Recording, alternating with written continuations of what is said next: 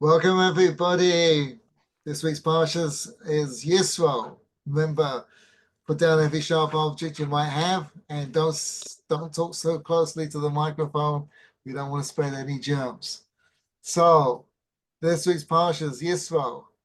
Lots of exciting stuff going on. Great theme. Remember, there are 54 Parshas in the Torah. Each one is a unique concept. Every portion of the Torah begins and ends on the same theme, which means that it's a unique, individual, independent concept. So there's 54 concepts that the Almighty is trying to teach us. And this week's is just mind-boggling as opposed to any other week. I was about to say, why this week and not previously? Yeah, I know, exactly. So let's start off at the beginning. There are three ideas I want to get to. Hopefully we'll get there. But the first one is shocking, especially relates to what's going on in the world. So chapter 18, verse 1, Moses, Yishma Yisro heard. Yisro is Moshe's father-in-law. Everything that God had done to Moshe and the Jewish people. And then the Rashi, the Chazal that they connect that first pasuk to the fifth pasuk. V'yavo Yisro chotem mishra, and Yisro came. What did he come? He came to convert. Now, if you had to go back in throughout history, we have an advantage over Moses. How do you mean? Why? Exactly. How do you mean why? We're not following, Rabbi. Maybe we're a little bit slow today, but we're not following. It's a long week. We have an advantage over Moses. We have an advantage over Yehuda HaNasi. We have an advantage over the Vilna Gaon. We have an advantage over the Chafetz Chaim. We have an advantage over Rashi and the Rambam. What's that? We have bigger Yetzer Haras. Maybe from no, we're living in the days of Mashiach. That's true too. That's true, but he was too as well. After the Korban of the Bais Sheni, the second temple, we all are living in Yemos HaMashiach, the days of Mashiach. 2,000 years of Tohu, of chaos, 2,000 years of Torah, and the 2,000 years of the days of the Mashiach started right after the destruction of the second temple. So we have an advantage. However, we have an advantage. What's that? We get to learn Rashi and the Rambam and Moshe and Yehuda Nasi and the Vilna Gaon. We get to see all that came before us. No one ever previously to us had such an advantage. They had other advantages. Again, I'm not knocking them. But we have an advantage that nobody ever had. Why is that so significant? I'm not following you. Yeah, that's true, but what's so significant about that? That's like saying, what's the advantage of Einstein above Newton? Newton can only understand physics to the degree of Newton. We understand physics to the degree, at least, if not more, than Einstein. We understand life in ways that the previous generations could never comprehend. We have an advantage. You mean to tell me that we actually understand more about life than the greats did? We understand life more than any previous generation in a way that's greater than, okay, I'm not going to say greater than understanding, but is phenomenally sophisticated. And this is easy to understand. Ephraim and Manasseh were not as great as Abraham, Yitzhak, and Yaakov. Right? But they achieved something that Abraham, Yitzhak, and Yaakov could not achieve. Oh, the brotherly love that did not. Oh. As did Moshe achieve something that Abraham, Yitzhak, and Yaakov did not achieve. Which is? Nevuah, just to name a few little things. Nevuah. I thought Abraham did have Nevuah. Avraham the Nevuah, but not as great as Moshe had a greater Nevuah. Because his was a higher level. Okay. Higher level. So Okay. he's standing on Avram's shoulders. We're standing on the previous generation's shoulders. So we have an understanding of life they could not fathom. No one ever speaks about it this way. They always say, "Oh, we're so far removed from the generations. We've become weakened and blah, blah, blah." I recently had this conversation with the kids. I'm like, you know what? You're greater because you're going to meet Mashiach. So for sure, you're greater. True. Praise God. Right, 100%. But it's not just that you're going to meet the Mashiach. He is closer in understanding to the Mashiach than the previous generations.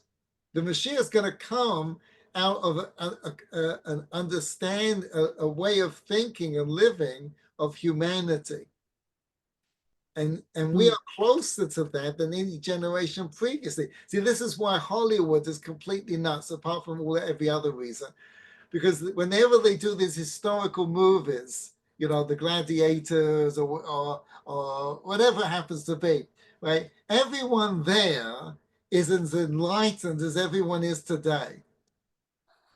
Now, this becomes obviously absurd when you watch movies from the 1930s and 40s, because they portray, you know, Cleopatra or Caesar, or whoever is the historical figure they want to portray.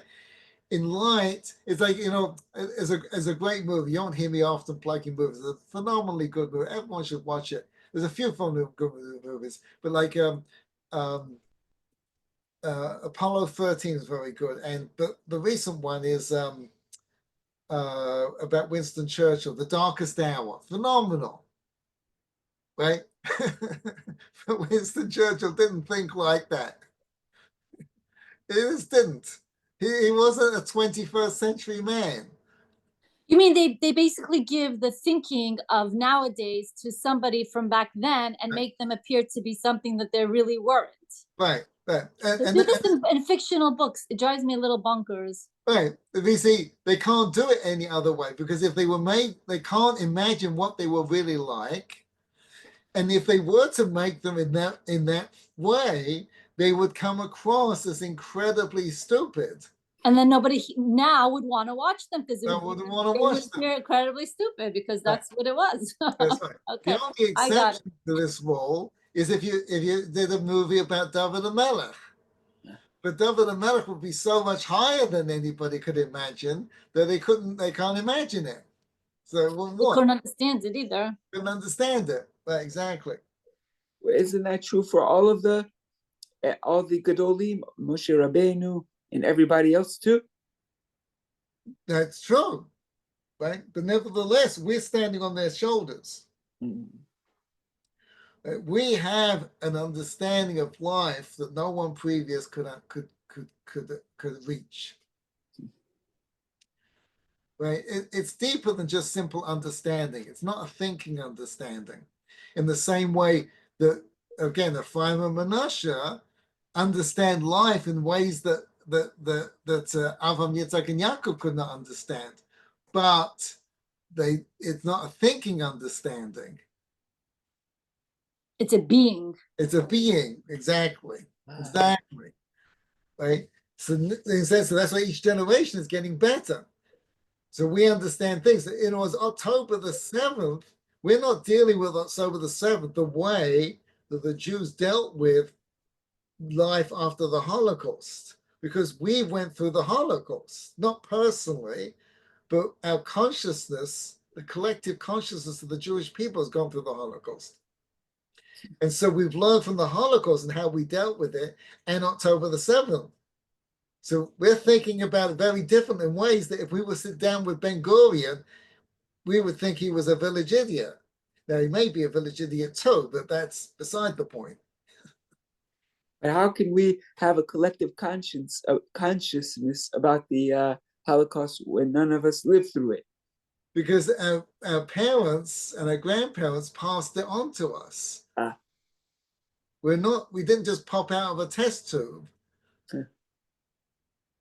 right? There's a collective consciousness. It says there's a Chazal that says like this. I forget. I'm not good on names. I'm sorry, but the Chazal says like this. That Shlomo Melech says it's from Kehelis. Shlomo Melech says the sun rises, the sun sets. Sorry, the other way around. The sun sets, the sun rises. So the Midrash says we don't need King Solomon to tell us the sun sets and the sun rises. I don't need King Solomon to tell me that. So what does he mean? So he means that when Sarah dies, Rivka's born. What does that mean? So Sarah originated a way of thinking about life. And when she died, that was it. But it was transferred into Rivka, even though she never met her because she was born after Sarah died. Right? When Rabbi Akiva died, Yehuda Nasi was born. Same thing. Are you with me? Yeah. A little confused. No, because I for some reason I thought that Avraham heard about Rivka after the Akedah, which means that Rivka was around 3 years old, like around. No, he heard that Rivka was born. Oh, that she was born. Oh, never mind. Right, after the Akedah, he heard that Rivka was born. So she was born after Sarah died. Right? It could have been that she around the same time that she died. It could be there's some overlap there, but nevertheless they never met. Mm-hmm. It means that Sarah brought into the world a consciousness, right? In other words, when you develop, you're not just not for you, you're changing the world. The world has this consciousness in it. That's why, when 100,000 Jews are learning Torah, 500 missiles from Iran can't touch us. Because have you seen the latest? What's the latest? Hamas tried to send a rocket. Yes. You look at the video, it goes and comes back into the side. I'm like, do you not see Hashem is making war right there? Right. I'm sorry to interrupt. And, I just had and to it killed it killed an Arab. Yes, a Hamasian. Right, but just just so we don't forget the BBC, right? Who, as far as they're concerned, it's Israel that's breaking the ceasefire deal, not Hamas. Right, firing a missile into Israel is not breaking the ceasefire conditions. No. Right. No. Anyway, where was I? Before we digress, okay. About the consciousness, about a person's consciousness changing others. Right. So now Yisro hears about what happened to the Jews and he converts. Right? Chazal say, what did he hear? He heard two things: Kriyas Yamsuf, the splitting of the Red Sea, and Amalek. Now Yisro, if you want to go back through history, through all the people, and you have your neighbor who's the most difficult person on the planet, and you want to pick anybody throughout history, so you want to macabre this person to bring them closer to Torah, who would you pick? You can pick anyone you want from history. We're not understanding your question. You have somebody, a relative, who you want to bring closer to Torah. Right? See, like with Moshe, he must have wanted to bring his father closer to Torah, especially when he was staying with him. Right. So Moshe can pick anybody from history to talk to his father-in-law about being a Jew. Who would you pick? Probably someone like Abraham, Yitzchak, Yaakov. Right. Wouldn't Moshe be one of the top 10? Of course. Of course. So Moshe was with Yisro for decades. And he couldn't convince him to convert. And you're wondering why, aren't you, Rabbi? Oh, you're on the board. You said you were tired. Right? He can't convert.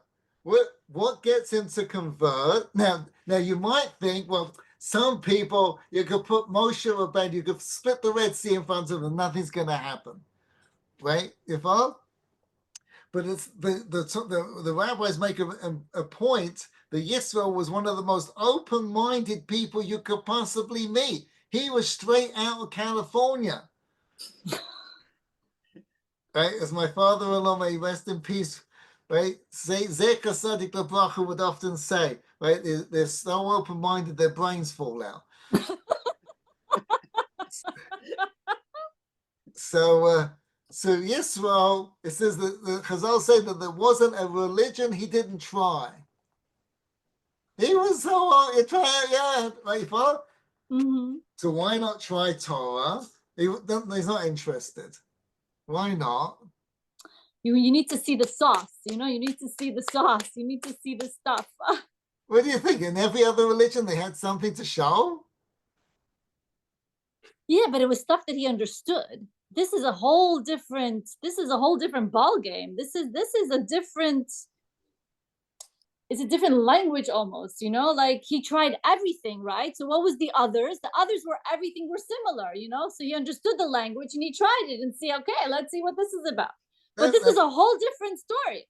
That's maybe true, but nevertheless, there's got to be a few nutcase religions out there that he was, okay, we'll give it a shot. Yeah, it doesn't make sense. You think that oh wait, I have one. Moshe used to say that he was heavy of tongue. Maybe that was the problem. I'm just trying to find something, Rabbi. You see, one of my kids, we're not makbid on Chalav Yisrael, right? So one of my kids, I think all his friends was keeping Chalav Yisrael. So one of my kids said to me, "Can I try Chalav Yisrael?"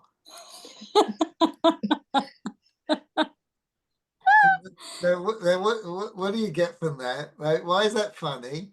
We know why it's funny. You know why it's funny. I know why it's funny. That's why I said it. So why is it funny though? Because it's just milk. The difference is that one person watched it and the other one not so much. Okay, so how can you tell the difference between Chalav Yisrael and everything else and make it a You milk? can't tell the difference. You just have a little label. No, you said, but there is a difference. Can you really tell? I mean, have they done double-blind placebo taste tests? Really? I don't think so. No, but you see, the difference isn't in the difference isn't in the genetic DNA makeup of the milk. It's in your perspective.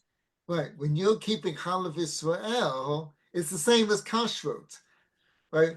There are some kosher restaurants you can't tell they're kosher. They're just as good as any treif restaurant. So part of, a lot of these restaurants, to survive, they have to have non-Jews, non-Jewish clientele because there's not enough business from the Jews, right? You follow? So the non-Jews are buying pizza because they want pizza. They're not buying pizza because it's kosher. Mm-hmm.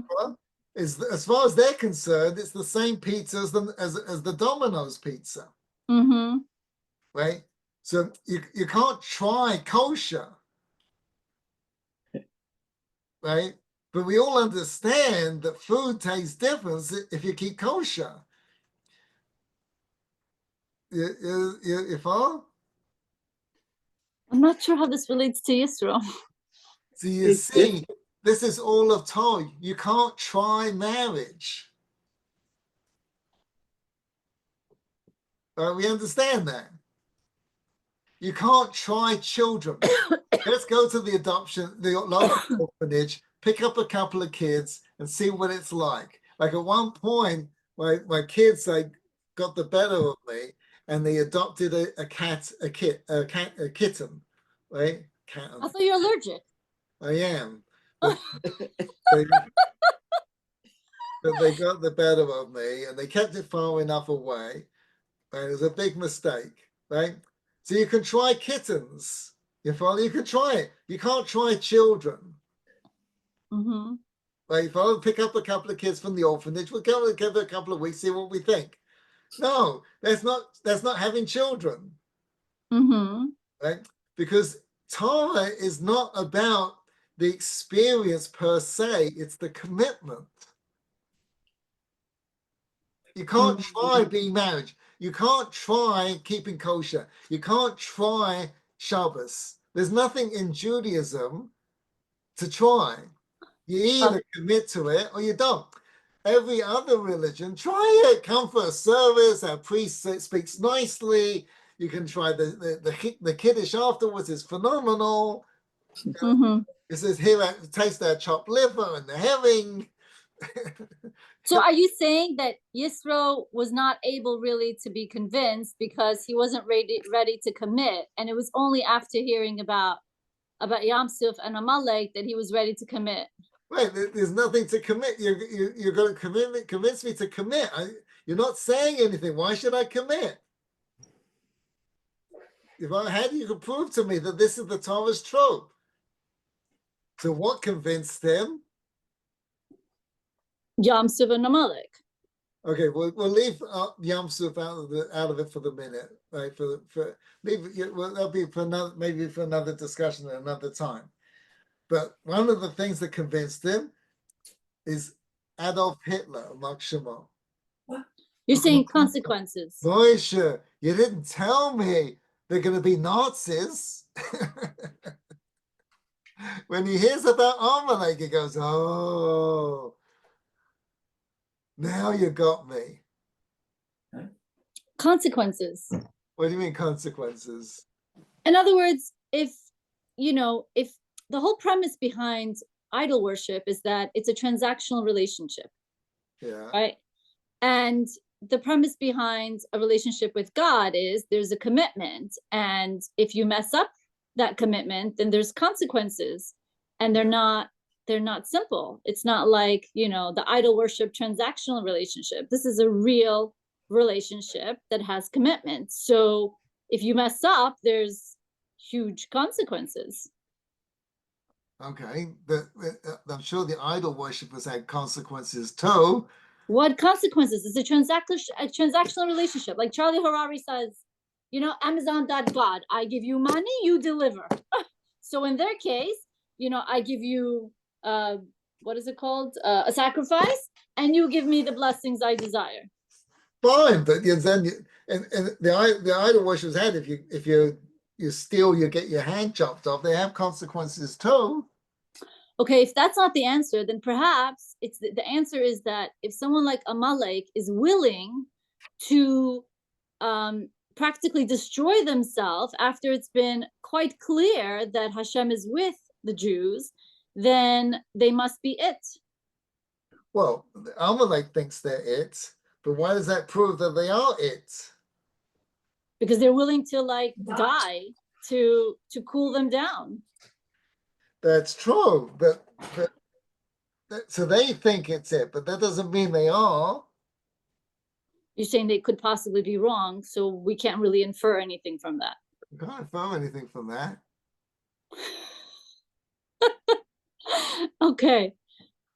I'm all out of ideas. Maybe the brain works better on Wednesdays. You see, right?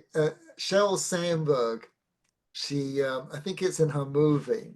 I forget the name of it. You can look it up. In part of the movie, she says she was in France talking to a group of workers who treat abused women. Mm-hmm. And one of the volunteers there said, who wasn't Jewish, she raised that. We were talking about October 7th, and she said, we've had all kinds of cases and terrible things. We've been doing this for years and years and years. And the general rule is that if a woman comes in and says she's been abused, we believe her. Mm-hmm. She said, this is the first time I've ever heard where people say maybe then the women are not telling the truth. Yeah, it's a shock. What's that? It's a shock. What's a shock? What do you mean? That they can even say that. They can even say that. When the evidence is right there before their eyes. Well, forget the evidence. Just the fact that a woman says she's abused, you believe her. I'm not saying that's the way to do it. That's a proper way to deal with it. I'm not saying that. I'm just saying this group, and it's a value that's shared by many of these types of groups, that if women come in and say they're abused, you believe them. There was a whole thing after one of these Supreme Court justices. They pushed this believe women. That was the movement. Believe women. Right? Women say they're being abused, you believe them. And therefore, you should not accept, it was Gorsuch, they should not accept him as the Supreme Court judge because a woman said he abused her. Just the fact that she says it, all of a sudden, October the 7th comes, and now, well, maybe they're not telling the truth. Maybe these women are not telling the truth. So Cheryl, this one was not Jewish. So Cheryl asked us, what do you suppose is the reason for this difference? And she says, I think it's anti-Semitism. Mm-hmm. Right? This is a non-Jew saying such a thing. Mm-hmm. So why is it that it's almost, if it's not 100%, then it's close to it. 100% of every one of these woke movements is anti-Semitic. Why is that the case? It is the case. No, are you asking why it is the case? Why is it the case? Why isn't it, some of them go, we got to stand up against this stuff. They just had in the Super Bowl, they had this guy may drop dead soon, Kanye, right? And he posted a video that people should go to his website and buy his merchandise. Now, I'd be honest with you, I haven't seen the video and I haven't been to his website, but I'm told that it was in the news by reliable sources that he only sold one T-shirt on his website, and it was a white shirt with a swastika on it. Mm-hmm. But Mm-hmm. I want to ask you this question: if it wasn't a white shirt with a swastika on it, and people are outraged, right? Fox, Mm-hmm. I think it was on the Fox. Fox hosted the Super Bowl. They had no idea, and I believe them. I don't have a problem with that. And they took it down, and I think Shopify, who was hosting it, took it down. I totally believe them. But what would have happened if instead of that, it would have been a white guy with a T-shirt saying "Bring back lynching"? Oh my goodness, that guy probably would die by the time he finished talking.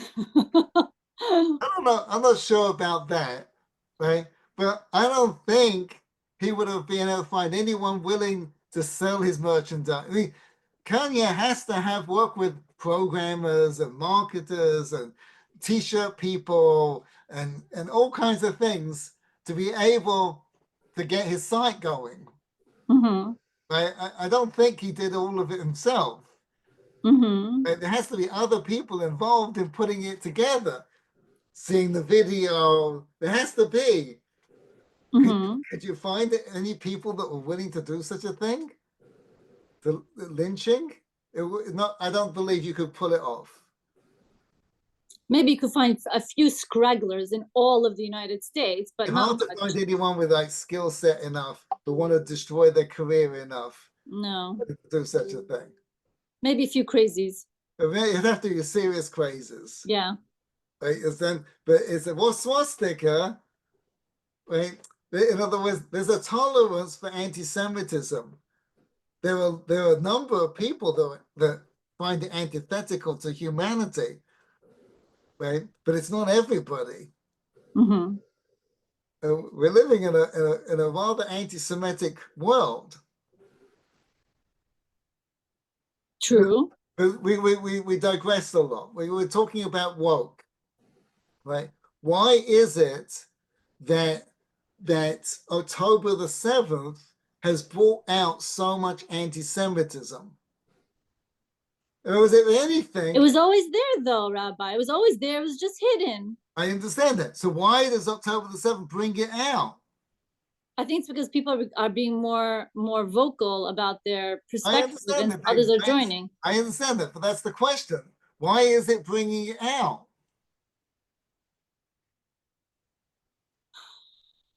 I don't have like a logical explanation. In other words, think about it. I use the argument, generally speaking, for the idiots, but it's just as equally meaningful for the Jews too. Because the Midrash says that in the plague of the frogs, it was one giant frog, and the Egyptians hit it, right? And it turned into many, right? So you think the obvious answer, and then they kept hitting each one, and it kept dividing and dividing. So you think the obvious answer is stop hitting. Right, but they don't know what else to do, so they just keep doing the same stupid thing. So what is bringing out the anti-Semitism? Jews dying brutally. So what do the Jews do? They go, listen, we're dying brutally. You understand? It's the thing that's bringing out the anti-Semitism. The thing that's bringing out the anti-Semitism is the Jews saying we're dying brutally? No, is the Jews not saying that we're dying brutally, is the fact that we're dying brutally.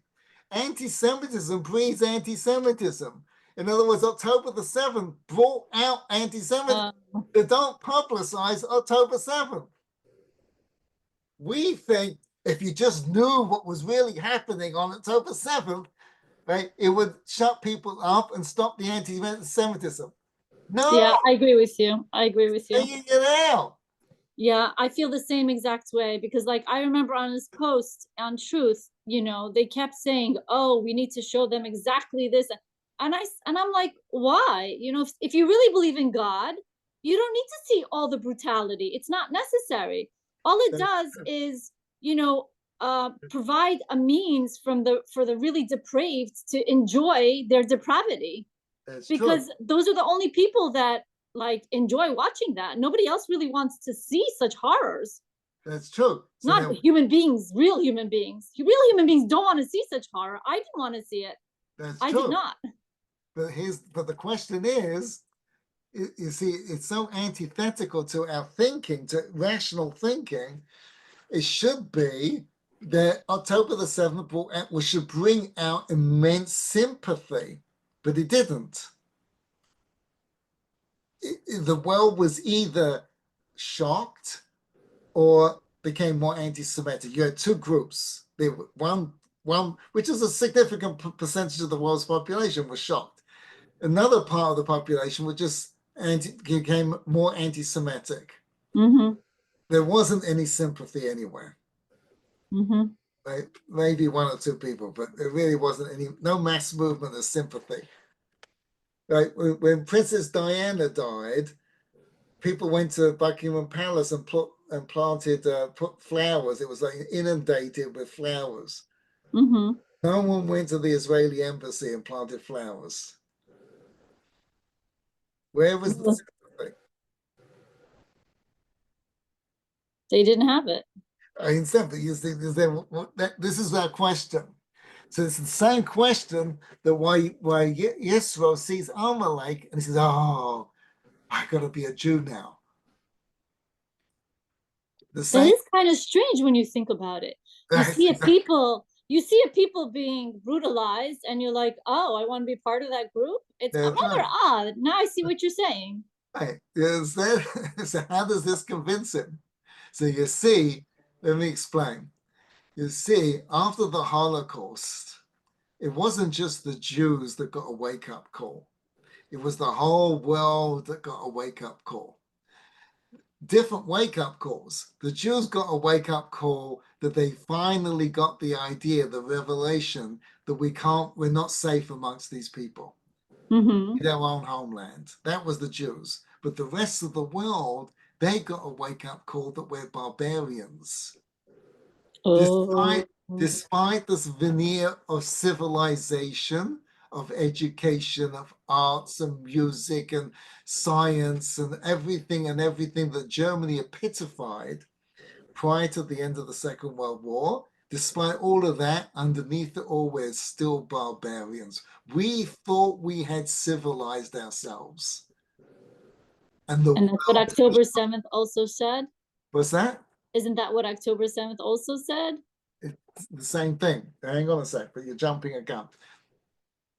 They all said, so they went on a movement to civilize themselves in a path different than anything previous. It wasn't going to be the arts.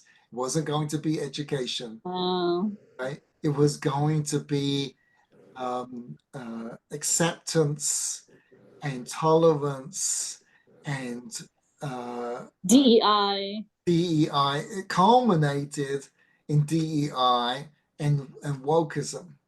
Right? No judgment.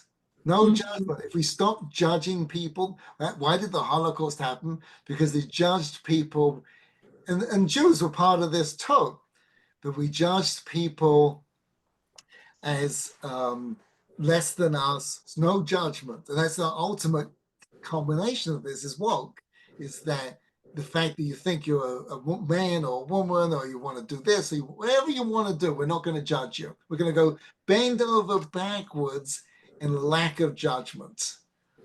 Everybody's acceptance. Everybody, we understand why you do everything, even the Palestinian terrorists, we understand. In Israel, they thought they were so accepting of their behavior. We understand why you're terrorists and why you hate Jews. We took your land. We're going to bend over backwards. And October the 7th proved that it doesn't work because there is nothing that justifies what they did. Right? So October the 7th, just like the Holocaust proved that they're barbarians, like you said, October the 7th proved the same thing, that all the movements do not help. It doesn't change anything. And therefore, we are barbarians. And the only solution to being civilized is to change yourself from being a barbarian to a human being. And how are you going to do that? By working on yourself. By following the Torah. The Jews, by listening to the Jews. They're the only ones that throughout it all, whether it's a Holocaust or whether it's October 7th, if any other nation had experienced what happened on October 7th, they would have gone through the Gaza Strip with the helicopter gunships and just mowed everybody down. But they didn't. Right? They went out of their way to do whatever they could to minimize the casualties. Right? The Palestinians are going 30,000 dead. It's crazy, even if it was that many. Right? It would have been hundreds of thousands dead. The Israelis went out of their way to do the most minimum amount of damage they could possibly do, using precise bombing, which America didn't want to sell them. Right? But besides the point, right? So the ultimate conclusion of October 7th is all your efforts since the Holocaust did not work. And who is that most affected by? The woke movement. Because to accept that the October the 7th happened, which a lot of them deny, to accept the October 7th happened is to accept the fact that our movements won't civilize you. You're still it won't stop you being a barbarian. And they can't accept that. And that's why they hate Jews. Because we're proving to them you can't not judge people into civilization. All the things that you've been pushing for the last 70 years, especially in the last few years with all this woke stuff, do not help. You're still a barbarian. And they hate it. They absolutely hate it. And when Yisro saw Amalek, he realized nothing is going to stop us from being a barbarian. It doesn't work. The only thing that's going to help is Torah. That's the only thing. We cannot stop being a barbarian. Doesn't all the nicest people on the planet, it's not going to help you. You're underneath it all. Civilization. There's no such thing as civilization. If you don't have Torah, if you're not following Torah principles, you are going to go back to the barbarians. And Amalek proves that. So really, they have nothing else left. I mean, that's right. Like, That's it. There's nothing else for them to create again to pretend that they're not barbarians. Right. That's why this is a new world order. It's not going back to the same thing again after October 7th. It's a whole different game. The whole left is going to evaporate. Mm-hmm. It's not just because of this. It's because the life force that's in these movements, which is the Jewish people, the Jews have been the if not the money people, then it's the motivators. The Jews have been shocked by the response of the woke movement and these liberal movements. They realized they were among barbarians finally. But the Mask came off. The fact that the lack of sympathy and even antithetical, even anti-Semitism amongst them, like you see that with Harvard, with the universities, is the single biggest group demographic amongst the Jews who are being affected is the far left and the wealthy people, because they always believed that they were saving the Jewish people by supporting all these organizations and all these movements. Because if we all just accept each other, right, even these things that the Jews are still doing it, stand up against hate and all this kind of stuff. Who are they appealing to? To people's sense of justice and righteousness and equity and love, which is just silly, absolute silliness. But nevertheless, there's still people who haven't quite got the message yet. They didn't get the memo because it doesn't help. So they're really trying to see something in these people who are very woke that does not exist there. Doesn't exist there. You can't. You're not going. If October the 7th doesn't stimulate people to stand up for Jews, to stand up against the barbarian, and some people did get it. Donald Trump is one of the people that got it. Mm-hmm. It's mind-boggling how he gets it. I mean, the single biggest agenda that he has on his plate is wiping out Hamas. Mm-hmm. I mean, if you think about it, you're the president of the United States, you've got 15,000 issues in front of you. One little dot is the Jewish people and the state of Israel. It's a tiny little thing relative to everything else he has to deal with. It's got a lot of problems. It's not crucial to the functioning of America. Nevertheless, it is from his perspective. What? It is from his perspective. If you listen to that Middle East speech that he gave in 2018, 29, I don't remember when he gave it. But remember he did that tour and he went to Saudi Arabia and they had, Yeah. Right. It isn't his perspective, but it shouldn't be.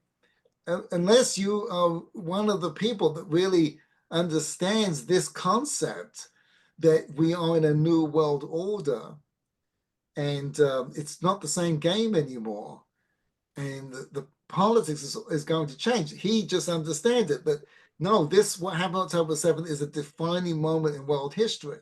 Mm-hmm. And that's remarkable for a non-Jew, absolutely remarkable. But anyway, getting back, so Yisro gets it. Yisro's like a Donald Trump. He gets it, Mm-hmm. right?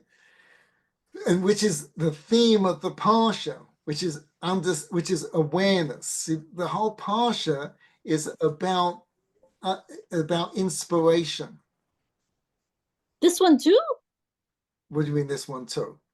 The other one was also, right? Was it Bashalach or Bo? I don't remember. No, it was Bashalach. I thought Bashalach was also about inspiration. How was Bashalach about inspiration? I don't remember. I have very bad brain fog. I don't remember Bashalach being about inspiration. I don't remember either. But I don't remember. But this week's parsha is maybe ultimate inspiration. Now there's a great line. If you go look at chapter in the middle of the parsha, chapter 20, verse 19.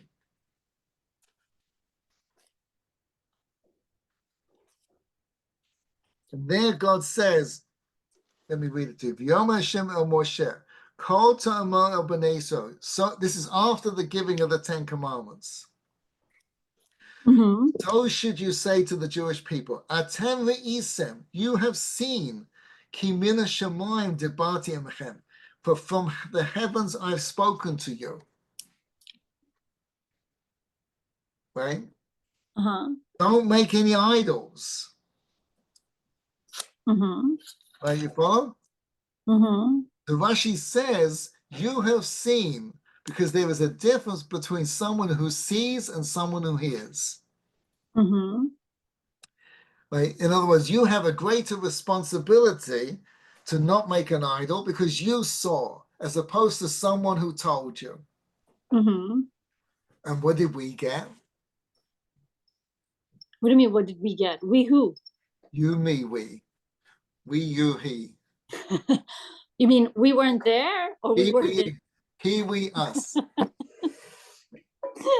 What did we get? In terms of, I'm not understanding the question. Jewish people at this time, they saw. You mean they saw October 7th? No, they saw God descending the mountain, giving them the 10 Commandments. They heard God's voice speaking. Okay. You follow? And so Rashi says, and God makes a point of this. Seeing is greater than hearing. Right. So did you see or did you hear? I didn't see or hear. No, I mean, hearing means you heard it from somebody else. Oh, yes, I did hear that. Yes. You heard it, Yes. right? So wouldn't it have been greater if you saw it? If seeing is greater than hearing, then it would have been better for all of us if we saw. Supposedly, we did see. Our souls were there. Okay, fine. I want to go some esoteric midrash. Okay, fine. For sure, it's better to see. But if you're so many down the chain of tradition, then the best you can hope for is hearing. No. No. Hearing from someone else. There's seeing it for yourself, seeing God speak to you personally and Oh, you tell, mean in your own life?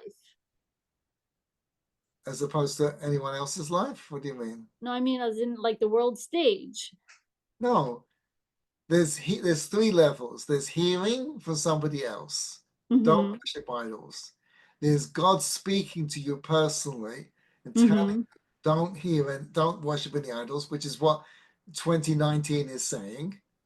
But there's one greater than that.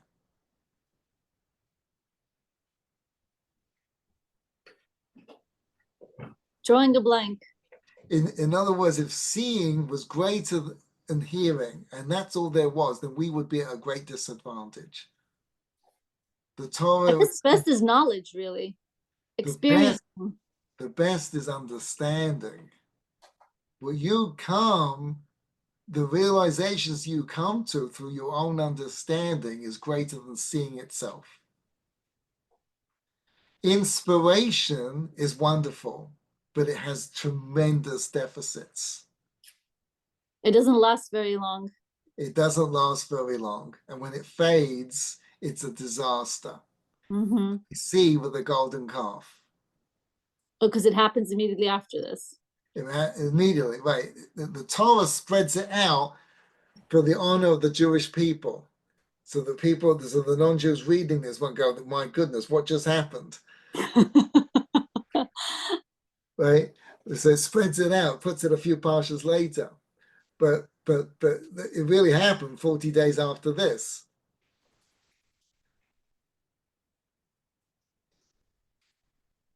Is that supposed to be like a significant time frame in which, like, if you don't put inspiration into action within that period of time, you lose it?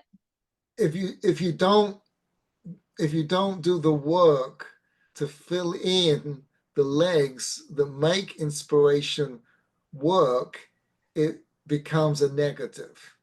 As Oh, we've so it works against you now. works against you. We've all had this experience. You go on a vacation and you get inspired, or you watch a movie, or you hear an inspirational speaker and it turns you on. But if you don't do the work, it goes against you. How does it go against you? Because you feel bad, You get Oh, resentful, you don't want to know anymore. I've tried that. I see. Which is actually sometimes worse than being inspired and So exactly. You have to do the legwork, the work behind it. Unfortunately, the Jewish people didn't. So 40 days later, we have a problem. so what were they supposed to do? Oh, that's how the Parsha ends. Absolutely mind-boggling. Right, this is where you really need to put down the sharp objects. The very last verse of the Parsha, Oh. verse 20, verse 23. Right, when you build an altar, don't go up on steps.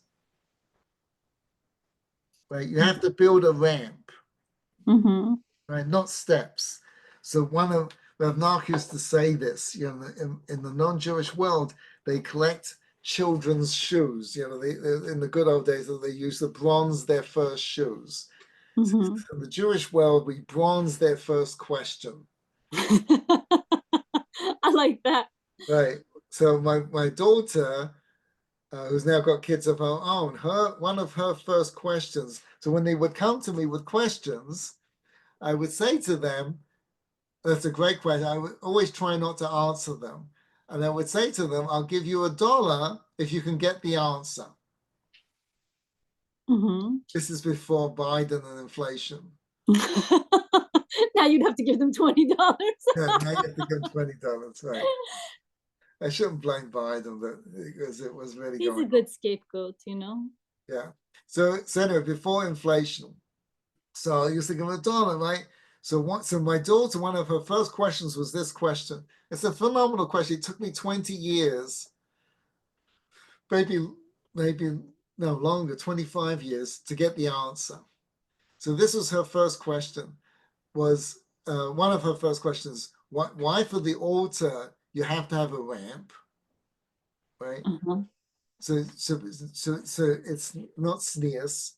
In other words, the Kohanim would be going up the stairs, and it would kind of be a little revealing, Uh-huh. right? I mean, not like not anything that would get you noticed in today's media, but nevertheless, right? It's a little revealing. But for the menorah, what does the menorah use? What does the Kohen use to light the menorah?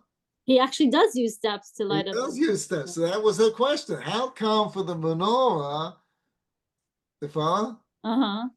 So I said to her, go get it. So the next day I said, did you get an answer? She said, no. So this is my early days of parenting. So I got a little annoyed with her. I said, why not? Why didn't you ask? I'm sorry. What's funny about that? You got annoyed. Why is that funny? I don't know. It's funny to me. I just can't imagine that. Oh, you speak to my kids, they'll tell you. So she said, I did. So I said, really? What did the teacher say? I don't know.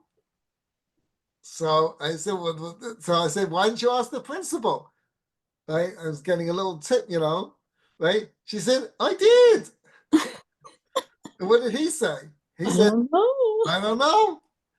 Right? But he said, come back tomorrow. Okay. So I was quite proud of her that she did that. So the next day I said to her, did you get the answer? She said, yes. And she told me the answer, right? To be honest with you, I didn't like the answer very much, but it was a good answer, right? He researched it. It was a good answer. And it reminded me when I was in high school that I asked my teacher a question he didn't know the answer to, and he was embarrassed. And it highlights the difference between secular education and Jewish education. In the Jewish education, they're proud of her that she asked a question that stumped the teacher. In the secular education, he's embarrassed. But anyway, so so I go in my pocket to give her the $1. And she says to me, you don't have to give me the $1. So that really got my attention. So I said, why not? I said, because the principal gave me $1 for asking a question. he couldn't answer. She's so honest. Isn't it? That's Rabbi Chana. Isn't that amazing? Yeah. Right? So what's the answer? Imagine for a minute, like you invite someone over to your house, right? And he's staying over the night. And he says, I'm very sorry, but I don't climb stairs. What would you say? Let me find you a space in the neighbor's home, Let in me the find you penthouse. let me find you a space in the insane asylum. Like, what kind of craziness is this? Right? This is what the Kohanim were supposed to do. They're not supposed to climb stairs when it comes to the altar. But when the menorah, that's okay. Well, what's going on here? If you're not allowed to climb stairs, you're not allowed to climb stairs. What kind of Maybe what maybe kind the menorah you're not serving Hashem with the korban. that's true. It's not a korban, but there's a mitzvah. There's an avoda. You're lighting the menorah. But you're not presenting something right before Hashem. Okay, so it's a different. You say we're dealing with pretzas, with sneers, with modesty. You're in the base of Mikdash, like you know, it has nothing to do with where you happen to be or specifically what you're doing. This is not a thing you're supposed to be doing.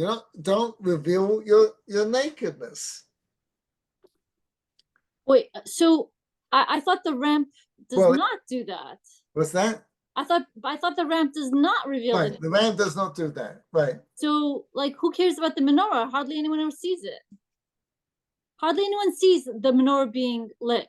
Whereas the ramp is like in the courtyard, isn't it? Like it's like where everybody can see it. Right. But both mizbeachs, the golden altar too, did not have steps. They had a ramp. Oh, and you're saying that's in the inner. Okay. Right. Now you're right, Gil, that it's sorry, I misspoke. It is specifically relating to the altar, to the mizbeach, but nevertheless, why is it that you have to have this level of sneers, of modesty, that if it was a meaningful activity, then it should also apply everywhere within the base of Mikdash, but it doesn't. It's only with the mizbeach. You follow? But what's the whole point of the mizbeach? The whole point of the mizbeach is to bring a sacrifice to get closer to God. That's true. So maybe that's the reason why. That's because true. in order to get close to God, you can't take steps. You have to Why take not? because it doesn't work. It doesn't work. It's like the whole thing that you're saying about inspiration. It doesn't work. It's a huge step. It requires too much energy to like overcome to get to the next step. Whereas a plane is much easier to traverse. That's true, but it says it's not. You see, it's a very interesting point you're making, because it's how big a step do you make on a step? Several inches. Whatever it is, but someone else determined it. Right. But by a ramp, how big a step do you make when you're climbing a ramp? That really depends on you, how fast you want to go and how big a step you want to take. Exactly. When it comes to the Mizbeach, which is this represents our personal avoda, a personal work we have to do to become greater people, you have to determine your next step. No one can tell you what it is. But when it comes to the menorah, which represents Torah and learning and insight and wisdom, right? The next class, you go up from third grade to fourth grade. The next level, the higher share, you have to fit in. They're not going to design a class just for you. Mm-hmm. Right? You have to take the step that was made already. Mm-hmm. So, but that doesn't explain the nakedness. That just explains why there's a step and not a ramp. Right? If it just said have a ramp, okay, fine, that would work. But what's the nakedness? So do you mean to say that like the nakedness has to do with like Adam and like how, you know, he realized he was naked, but what was he naked? He was naked in mitzvot. Is it somewhat related to that concept? It is related to Adam. You're right. That's a very good guess. But to answer the question, you're going to answer what nakedness are you what part of the anatomy are you going to be revealing? The feet and the legs. Well, not the legs. It's not going to go that high. Right? You mean when you're going on a step? When you go up a step, what are you revealing?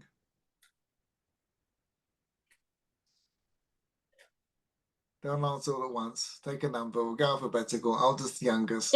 If you're a Kohen and you're dressed in the usual I mean, don't they wear robes? They wear robes and they have a sort of trouser thing, pants that they wear. They're barefooted. Right, So, like how much could you possibly see? I mean, it's a robe that goes down to your ankles. Like, so okay, when so you might see the leg, the ankle, the feet. What are you gonna see? you're going to see the ankle, Okay, what's right? the problem here? Who has a particular interest in the ankle? Oh, the Yetzer Hara, the Nachash. The nachash, the snake. The snake can only bite the ankle.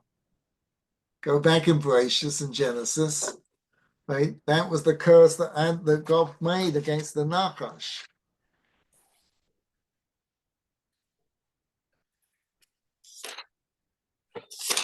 Chapter 3, verse 15. Right? He will strike you in the head, and you will bite his akav, his heel. What do you reveal when you go up a step? The heel. Therefore, use a ramp. Don't reveal the heel. Don't give an opportunity or a place where you can be struck. So work on yourself so that you don't have any chinks in your armor.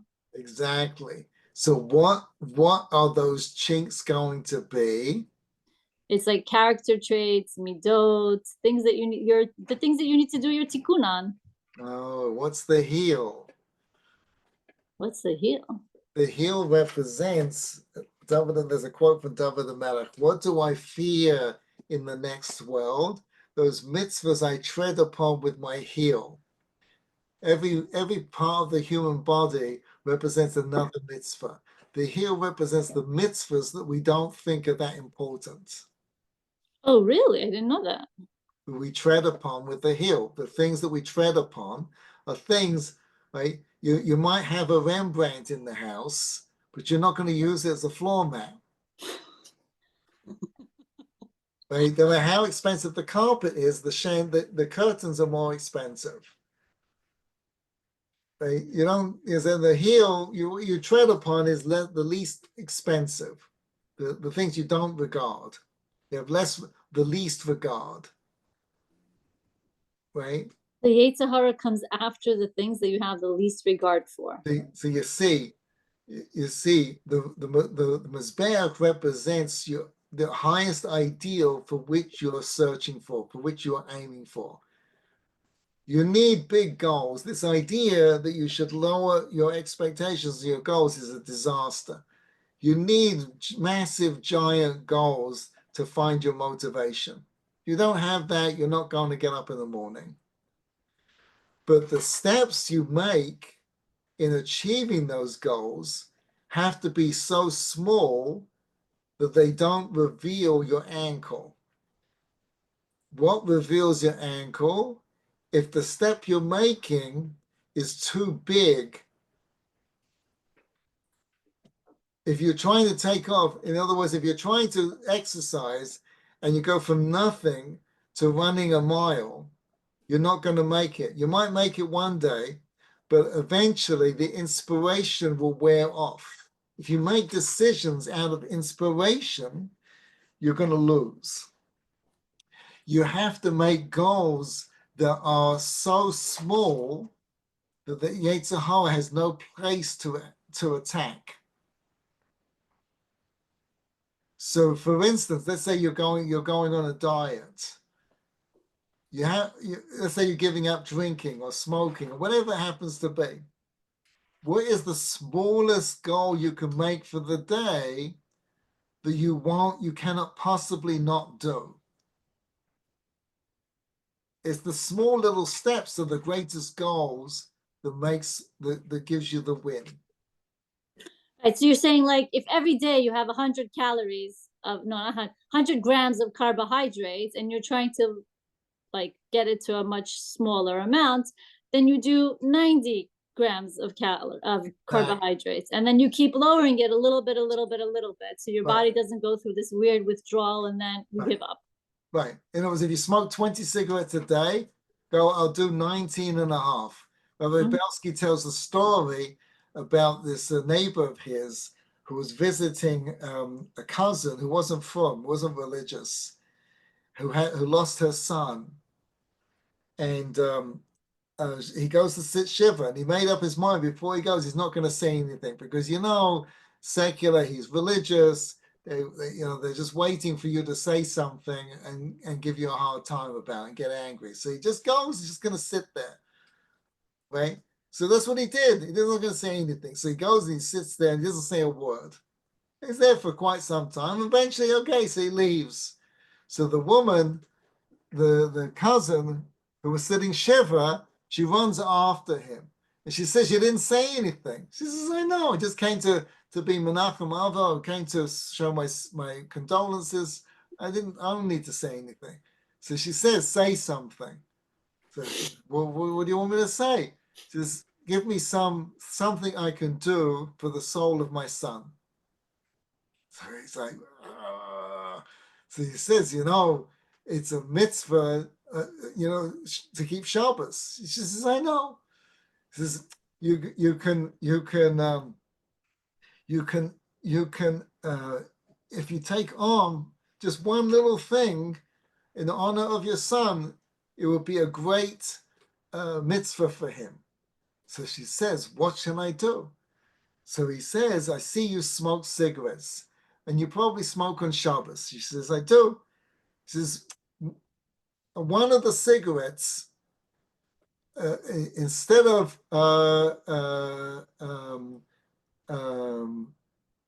exhaling, just inhale and don't exhale. That's all. It's just one cigarette, one puff. Instead of doing it in and out, just in and not out. Right? She said, that will make a difference. He said, yes. Right? You're puffing on the cigarette less. That's a difference, and that's a mitzvah, and your son will get a li neshama from that. Can you do that? And she says, I can do that. So he said, by Pesach, they were from. Wow. Right? I've heard this from many, many Gedolim. When people come say, I've got this problem or that problem, they all say the same thing. Do the smallest possible thing you can do. Light candles Friday night, 5 minutes earlier. Like what? It's the smallest, right? It's the small little things towards the greatest goal that have the most meaningful impact, because those are the ones you keep, those are the ones you commit to, those are the ones that build. Because once you do one little puff, then there's another little puff. I can do that, I can do this. And eventually it builds. You don't give space for the Yetzer Hara to bite, to attack. That's how you turn inspiration into a meaningful change in your life. So what about people who are very much motivated by fear? By what? By fear. Like, what do you mean, like fear? I don't quite understand this myself personally, because if I fear it, I force myself to do it anyway. But there are people who are motivated by fear not to do what is right, or not to pursue something that is the correct course. I understand what you mean. Can you? I don't quite get the scenario where that would apply. I'm trying to come up with an example that's not something real, because I don't want to get people in trouble. um, okay, let's say, for example, you're part of a group, okay, Yes. and you come to realize something's not kosher here, Yes. and you know, you don't want to deal with the ramifications of dealing with it or addressing it or whatever, so you just leave the group. Right. So you're motivated by fear. You know, it's uncomfortable, you're worried, you're anxious about what will happen if you attempt to address the issue, Yes. and yet the problem continues. I mean, it could be anything, right? It could be really something horrible, like, let's say, uh you know, money's being you know, stolen, or children are being you know, taught improperly, or whatever the case might be, but you're aware of it and you don't feel comfortable taking it on. It's a question of being afraid of taking it on. Right. So how does this fit in with that kind of scenario? Well, wherever it is you want to achieve, you have to find, the first step is to find the inspiration. What is the dream for which you would like to achieve? If you don't have a dream, like, you know, you have a backyard and it's a complete mess. Like, for instance, you know, more than one occasion, the backyard of our house the garden is a mess. It doesn't bother me. So, Mm-hmm. I have no inspiration, so I have no drive to do anything about it. My Mm-hmm. wife, on the other hand, she loves a nice garden, so she's motivated to do something about it because that inspires her. She has a vision of where she would like to be. Mm-hmm. If you don't have a vision of where you would like to be, you're not going to do anything. It's not going to work. So you have to have a vision of where you would like to. If you don't have any vision of how changing or doing anything would make a difference in your life or in life in general, then you're not, you don't have first base. So that's the first question. Once you get that, then it's just a question of finding the smallest step to the greatest goal. Like, I mean, to be honest with you, I hate public speaking. I would much rather never speak in public at all. And I'm with you. yeah, I said I'm with you. I'm a real introvert, and I just conquered it to whatever degree I did by just taking small little steps because I had a vision of what I would like to be. I would like to motivate people, so I had this idea that this is what I want to do, and I can't do it without public speaking. So I would take small little steps in that effort, and it slowly built and built and built and built, and to the point where it doesn't bother me that people throw rotten fruit at me. Joking, just a little bit. So what if a person doesn't have inspiration? Maybe the goal isn't worth it. You know, maybe you should be going somewhere else. That's fine. Maybe they're too scared. What's that? Maybe they're too scared. That's true, but you're not going to overcome it if you don't have an inspiration. You're going to have something where you would like to be, like, you know, a lot of people are scared of public speaking, but they've got nothing to say, so it doesn't bother them, and that's fine. You don't have to be a public speaker. I don't know if there's any advantage to being a public speaker just for the sake of it. Well, but if you feel that there is something here that I should be, then you just you've got to connect the dots to something greater. But where would this be? Where would I like it to go? What is the greatest vision that I can imagine? Inspiration can be is an aspect of our development. You need inspiration to be motivated. But It's interesting because, like, my youngest tends to be very, very shy. And one day I was looking at him at Shabbat table, and he was like going on, and he had like the table like all like I don't know, he had their attention. He just like he was like somehow compelling them to listen to him. And I looked at him and I'm like, wow, this is him when he's a teenager. And I've been trying to like get him to see this vision, but he can't really see it because from his perspective, it's so fearful being among so many people, and like there's so much like negative associations that he has with it because he sees himself as a shy person, that it's really hard to break through that. But it might be that he doesn't need to. Maybe now he doesn't need to. Well, But if I'm having this like, it almost felt like a vision. I could see him with a group of boys, like adding all this dramatic flair and like, you know, getting them to laugh. It was like almost like a vision. I could almost see this. And it seems to me like, you know, that's the inspiration, but I don't know how to get it across to him. the inspiration is in the message.